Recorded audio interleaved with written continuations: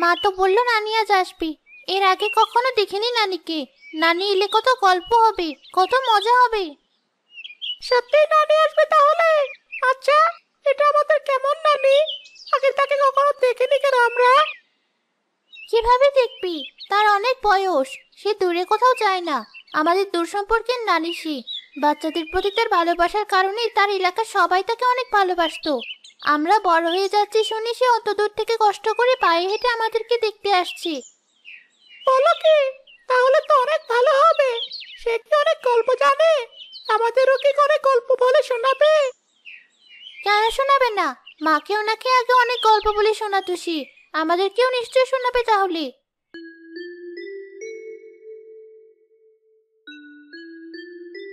কি হচ্ছে এখানে? এখনো কথা শেষ হয়নি তোমাদের? এক বাটি মুড়ি আর গুড় নিয়ে আসলাম তোমাদের জন্য। এসো, মুড়ি খাও। মা, আজ ওই নানি সত্যিই আসবে আমাদের বাড়িতে? হ্যাঁ, নানি তো আসবেই। কতদিন ধরে নানিকে দেখি না। তোমাদের নানি আজকেই রওনা দিয়েছেন। এই সন্ধ্যা নাগাদ চলে আসার কথা। নানি কেমন দেখতে মা? আমি কি এর আগে কখনো দেখেছিলাম তাকে? আমার তো মনে নেই কিছু। না, তুমি তাকে দেখোনি। তোমাদের নানি খুবই শান্ত স্বভাবের। বয়সে বৃদ্ধ হলেও মুখে সবসময় হাসি লেগে থাকে তার। আজ দেখবে কত আনন্দ হবে। আমার আপন কোনো নানি ছিল না। তিনি থাকতেই তার অভাব কখনো বুঝতে দেননি আমায়। তোমাদেরকেও অনেক ভালোবাসবে সে। মা, নানি এলে কি গল্প বলবে? ভূতের গল্প? হ্যাঁ, নানি তো কত গল্প জানেন। তবে সব ভূতের গল্প নয়, ভালো ভালো গল্পও আছে। তোমরা কিন্তু নানির সাথে ভালো করে কথা বলবে, দুষ্টুমি করবে না। কেন মা, দুষ্টুমি করলে কি নানি রাগ করবেন? না, রাগ করবে না। তবে নানি একটু অসুস্থ তো, তাই বেশি হইচই করবে না তোমরা। এসো, ভেতরে চলো তোমরা। নানি থাকার জন্য ঘরটা পরিষ্কার করতে হবে।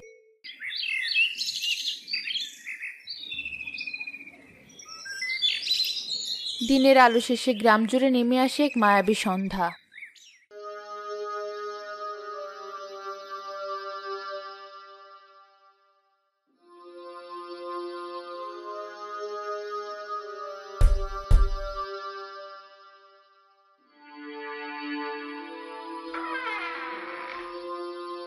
আসুন আসুন। নানি, আপনি অবশেষে এসেছেন তাহলে। কতদিন পর আপনাকে দেখলাম। ঘরের ভেতরে আসুন নানি। এদিকে এসো রুমি, আরিফ। নানি এসেছেন।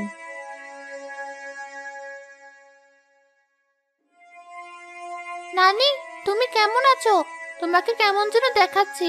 তোমার কি শরীর খারাপ? এ নানি, তোমার মুখটা কেমন যেন ফ্যাকাশে লাগছে। ভালো। আর কিছু বলতে চাও তোমরা? এত কথা বলছো কেন তুমি আরিফ? জীবনে কি কোনো বয়স্ক মানুষ দেখোনি? আপনি ওদের কথা কিছু মনে করবেন না নানি। কিছু খাবেন? মুড়ি দেব নাকি একটু দুধ? না থাক, আমার খিদে নেই। ওসব তোমার ছেলে মেয়েদেরকে খেতে দাও, ওরা খুশি হবে। এই বয়সে ওদের পুষ্টির অনেক দরকার। নানি, তোমার চুল তো লম্বা কেন? আর তুমি কি কোনোদিন গোসল করো না? তোমার গা থেকে কেমন মাটির গন্ধ আসছে। রুমি, তুমিও আরিফের মতো এসব কি বলছো? নানির সাথে ভালো করে কথা বলো। ছি, আমি কি তোমাদের এসব শিক্ষা দিয়ে বড় করেছি? এখনই তোমাদের নানির কাছে ক্ষমা চাও। না থাক, ক্ষমা চাইতে হবে না। আমি ওদের সব প্রশ্নের উত্তর দিচ্ছি। চুল লম্বা ভালো লাগে, গোসল করি, কিন্তু ধুলো জমেই যায়। আমার শরীর তো মাটির তৈরি, তাই মাটি লেগে থাকাই স্বাভাবিক। মা, ঘরের ইলেকট্রিক আলো হঠাৎ করে নেভে গেল কেন? আমি মরে যাবো বয়ে। তাড়াতাড়ি ঘরের লাইট জ্বালাও। এমন তো কখনো হয় না। আজ হঠাৎ এভাবে লাইট নেভে গেল কেন? নানি ঘরে আছে তো? তুমি কোথায় নানি? এই অন্ধকারে কোথাও যেও না, নয়তো ব্যথা পাবে। ভয় পেও না তোমরা, হয়তো লাইটটাই খারাপ। আমি মোমবাতি নিয়ে আসছি, আর তোমরা নানিকে দেখে রেখো। রুমির মা দ্রুত মোমবাতি খুঁজতে যায়। অন্ধকারে একটি চাপা হাসির শব্দ শোনা যায়। হাসির শব্দটা যেন চারপাশে ঘুরছে। অন্ধকারেও তাদের মনে হচ্ছে নানির চোখ দুটো জ্বলছে।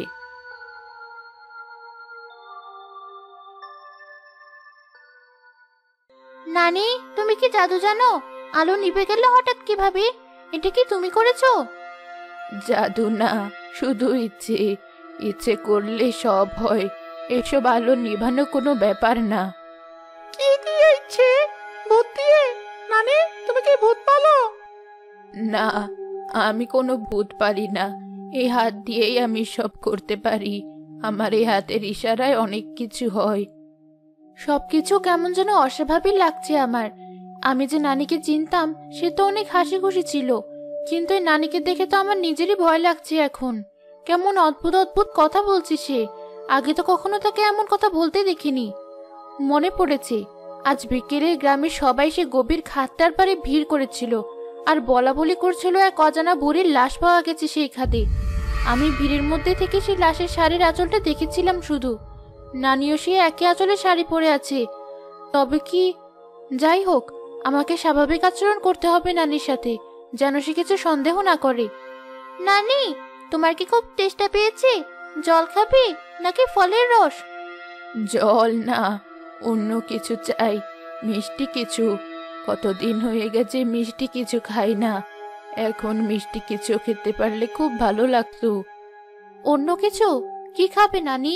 আমার কাছে তো শুধু মুড়ি গুড় আছে আর দুধ। মিষ্টি কিছু, তাজা মিষ্টি। আমাদের কাছে তো শুধু গুড় আছে। তোমার কি গুড় ভালো লাগবে? গুড় তো খুব মিষ্টি। একটু গুড় খেতে দিই তোমাকে। গুড়ও তো মিষ্টি, দিতে পারো। রূপার মা ব্যাপারটা বুঝতে পারে। গ্রামের লোকেরা বলতো পেতনিরা নাকি মানুষের তাজা রক্ত খেতে ভালোবাসে, আর তাজা রক্ত মানেই তো মিষ্টি।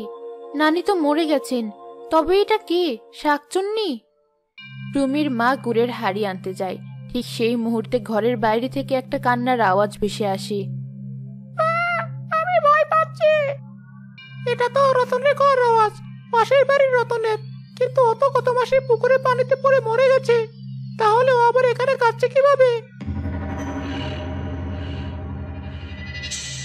কিন্তু বাইরে তো কেউ নেই, কাউকে দেখতেও পাচ্ছি না আমি। শুধু রতনের মতো কারো কান্নার আওয়াজ পাওয়া গেল। সময় হয়ে গেছে, আমার যেতে হবে এক্ষুনি। আমি আমার কথা রেখেছি, তোমাদের বাড়ি বেড়াতে আসবো বলেছিলাম, এসেছি। কিন্তু নানি, এত তাড়াতাড়ি? গুড়টা অন্তত মুখে দিয়ে যান। না, আজ আর না, অন্য কোনো দিন। তোমরা ভালো থেকো, বেশি রাত জাগবে না, আর কখনো রাতে একা বাইরে যাবে না। বাইরে অনেক ভয়ানক জিনিস আছে যা তোমরা দেখোনি, কিন্তু আমি দেখেছি। বসুন নানি, আর কিছুক্ষণ। এত রাতে একা যাবেন? আজ রাতটা না হয় আমাদের সাথেই থেকে যান। না, সময় নেই। ওরা ডাকছে, আমার জন্য অপেক্ষা করছে। আবার দেখা হবে আমাদের, হয়তো খুব শিগগিরই।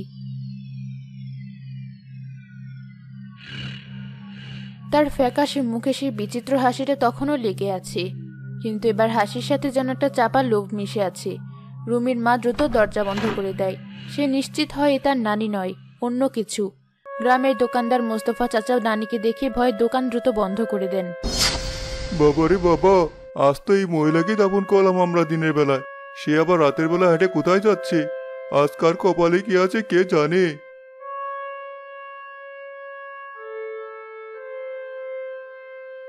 এই বুড়ি, এত রাত করে কার বাড়ি যাচ্ছ? নাকি আজ রাতে কোনো গাছের মগডালে বসার ইচ্ছা? আজ তোমার ঘাড়েই চড়ে বসবো ভাবছি। দেবে তো আমাকে তোমার ঘাড়ে বসতে? মানে কি? তোমাকে এমন দেখাচ্ছে কেন? দূরে থাকো আমার থেকে, পাগলি বুড়ি কোথাকার। থামো তুমি, কে যেন আসছে। এই কে ওখানে? তোমরা কারা? আমার এলাকায় তোমাদের কি কাজ? ও বুঝেছি, খারাপ পেতনির দল এখানে এসেছিস বুঝি, আমাকেও তোদের মতো বানাতে। আমার নাতি নাতনিদের তোমরা কিছু করতে পারবে না, আমি তাদের রক্ষা করব। তোমরা অন্য কোথাও যাও, এই এলাকার সব বাচ্চা আমার। আর রতনকে ছেড়ে দাও তোমরা, নয়তো তোমাদের কাউকে ছাড়বো না আমি। নানি দ্রুত গতিতে সেই ছায়ামূর্তিগুলোর দিকে এগিয়ে যায়। বাতাসে অদ্ভুত শব্দ শোনা যায়, যেন অন্য পেতনিরা আড়ালে নানির কাছে হার মানে, তার বিপক্ষে যাওয়ার সাহস করে না আর। আপু, নানি কেমন যেন ছিল, তাই না? ও কি সত্যি পেতনি? হ্যাঁ, মনে হচ্ছিল তার হাতগুলো যেন কাঠি দিয়ে তৈরি, কিন্তু সে তো আমাদের কিছু করলো না, একটু রাগও দেখালো না, উল্টো আরো কত ভালোভাবে কথা বললো। আর যখন বাইরে রতন কাঁদছিল, তখন নানি কেমন রেগে গেল? হ্যাঁ, মনে হলো যেন অন্য কোনো খারাপ ভূতকে তাড়াচ্ছে। আমার মনে হচ্ছে নানি হয়তো সত্যিই পেতনি। মাও তো কেমন ভয় পাচ্ছিল, কিন্তু সে ভালো পেতনি, তাই আমাদের কোনো ক্ষতি না করে আমাদেরকে সাবধান করতে এসেছিল। সত্যি? সে তাহলে খারাপ ব্যক্তি না, আমাদের ভালো চাই সে। হ্যাঁ, সব ভূত একরকম হয় না। নানি আমাদেরকে ভালোবাসে, সব বাচ্চাদেরকেই ভালোবাসে সে। বাবা তো বলতো ওরা নাকি শুধু রাতের অন্ধকারে বের হয়, দিনের আলোয় না। আর ওরা শুধু সেই সব লোকেদের ভয় দেখায় যারা খারাপ কাজ করে। তাহলে আমরাও কি খারাপ? না না, আমরা তো ভালো, তাই নানি আমাদের কিছু করেনি। বরং মনে হলো সে আমাদের রক্ষা করছিল, কিন্তু আমাদের একটু সাবধানে থাকতে হবে তার উপদেশ মতো, তাহলে আমরা সব বিপদ আপদ থেকে রক্ষা পাবো। আপু, কিসের যেন শব্দ হলো? নানিকে আবার এলো আমাদের বাড়িতে? ভয় পাস না, বাতাসের শব্দ ওটা। এবার ঘুমিয়ে পড়, কাল সব ঠিক হয়ে যাবে।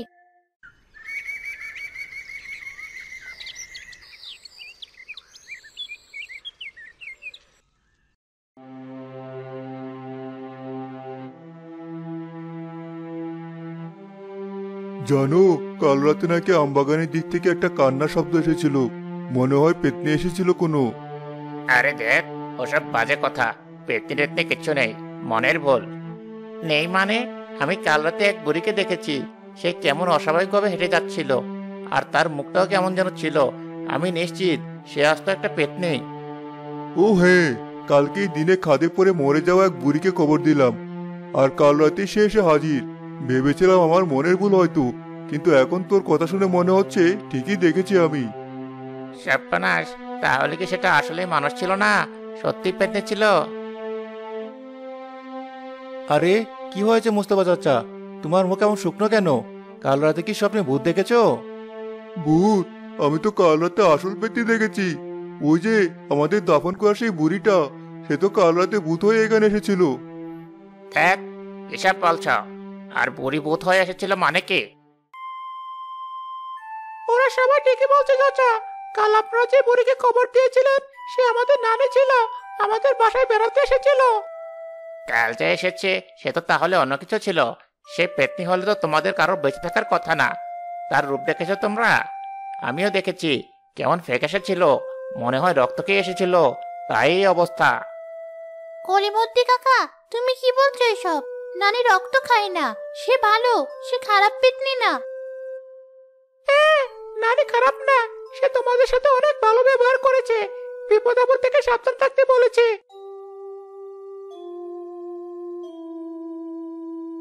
আরে বাবা রুমি, তুমি এসেছো? তোমরা কি কিছু জানো? ওই বুড়ি তো আসলে একটা... নানি আমাদের রক্ষা করেছে কাল। কাল রাতে যখন রতন কাঁদছিল, তখন নানি তাকে খুঁজতে গিয়েছিল, অন্য বুদ্ধের কাছ থেকে তাকে বাঁচাতে গিয়েছিল। ওরে বাবা, তোমরা দেখি পেতনি নানির অন্ধভক্ত হয়ে গেছো। হ্যাঁ, আমরা নানির অন্ধভক্ত, আর তোমরা সবাই ভুল জানো। তোমরা শুধু গুজব ছড়াও। আমাদের নানি কারো রক্ত খায় না, সে শুধু মিষ্টি জিনিস খেতে পছন্দ করে আর সবার উপকার করে। চল আরিফ, আমরা এখান থেকে চলে যাই, আর থাকতে হবে না এখানে। এরা সবাই বোকা, কেউ নানিকে ভালো ভাবে না। ছেলে মেয়েগুলো এমন বলছে কেন? সত্যি কি ওদের পেতনি নানি খারাপ না তাহলে? কে জানে, তবে রুমি আর আরিফ তো আর মিথ্যে কথা বলবে না। রুমির মায়েরও তো মুখ কেমন শুকনো দেখাচ্ছিল।